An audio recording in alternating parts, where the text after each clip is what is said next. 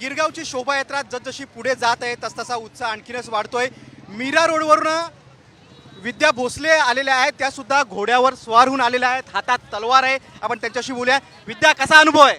अगदी अतिशय खूपच चांगला अनुभव आहे आणि मी इथे कमीत कमी 5 वर्षांपासून येते आणि मला या यात्रेमध्ये यायला खूप आवडतं आणि स्पेशली माझं युनिक हे आहे की पारंपरिक मी घोड्यावर स्वार असते। घोड्यावर बसताना भीती नाही वाटत? अजिबात नाही, कारण मी घोडेस्वार आहे आणि रक्ताची आणि नावाची भोसले असल्यामुळे रक्ताची कडक मराठा आहे मी, त्यामुळे मला आवडतं। क्या बात आहे। हा मराठमोळा साज आणि हा जो थाट आहे हा बघून कोणालाही आनंद वाटेल। आणखी काय भावना आहेत? काही नाही, प्रत्येकाने माझ्या मते आपल्या मराठी परंपरेला जास्तीत जास्त प्रोत्साहन दिलं पाहिजे। प्रत्येकाने या यात्रेमध्ये किंवा आपापल्या ठिकाणी कुठेही यामध्ये सामील झालं पाहिजे।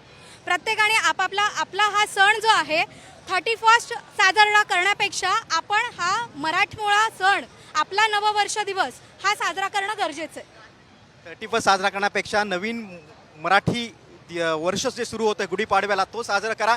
आणि या गिरगावच्या शोभायात्रेमध्ये नवीन वर्षाच्या स्वागत यात्रेमध्ये ठिकठिकाणी असा मराठा बाणा अगदी ठासून समोर येतो आणि तो बघितल्यानंतर नक्कीच आनंद होतो। कॅमेरामन दीपकसह गिरीश निकम, साम टीव्ही न्यूज, गिरगाव।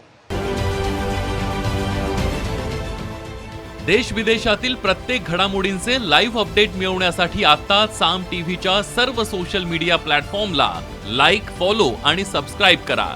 तसंच सर्व नोटिफिकेशनसाठी बेल आयकॉन प्रेस करायला विसरू नका।